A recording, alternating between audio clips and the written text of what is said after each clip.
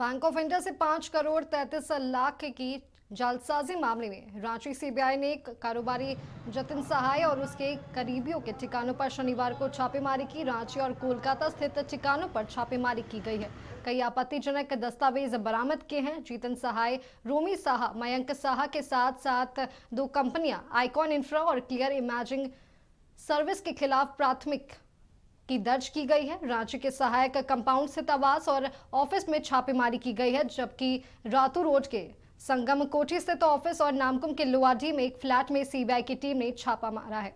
2018 से 2020 के दौरान फर्जी दस्तावेजों के आधार पर अलग अलग लोन लिया गया था। बैंक ऑफ इंडिया रांची को 5 करोड़ 33 लाख रुपए का नुकसान पहुंचाया था।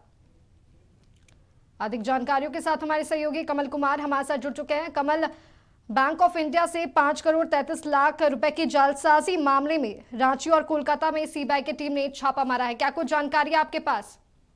सीबीआई ने रांची के 4 ठिकानों पर जबकि कोलकाता में एक ठिकाने पर छापेमारी की है शनिवार को शाम, और उसी के तहत जो खुलासे हुए हैं कि 5 करोड़ 35 लाख का गबन किया गया है या घपला किया गया है। बैंक ऑफ इंडिया से उन्हें गलत दस्तावेज देकर के लोन लिया गया था और गलत तरीके से जो पैसे लिए गए उसका इस्तेमाल भी किया गया। तो इसी के तहत सीबीआई रांची के द्वारा छापेमारी की गई और छापेमारी में कई दस्तावेज भी बरामद किए गए हैं, जिसके आधार पर प्राथमिकी भी दर्ज की गई है। जो लोग इसमें थे 2018 और 2020 का मामला है, जिसमें 2 फ्लैट को के कागजात के आधार पर 5 करोड़ 33 लाख रुपए लोन के तौर पर गलत तरीके से लिए गए थे और इसी के तहत कार्रवाई हुई है। फिलहाल जो कुछ लोग हैं जैसे सहाय समेत अन्य लोग, इनके खिलाफ एफआईआर दर्ज किया गया है।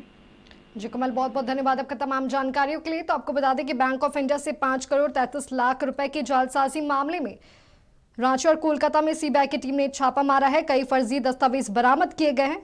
वहीं फर्जी दस्तावेजों पर बैंक से करोड़ों की जालसाजी की गई है।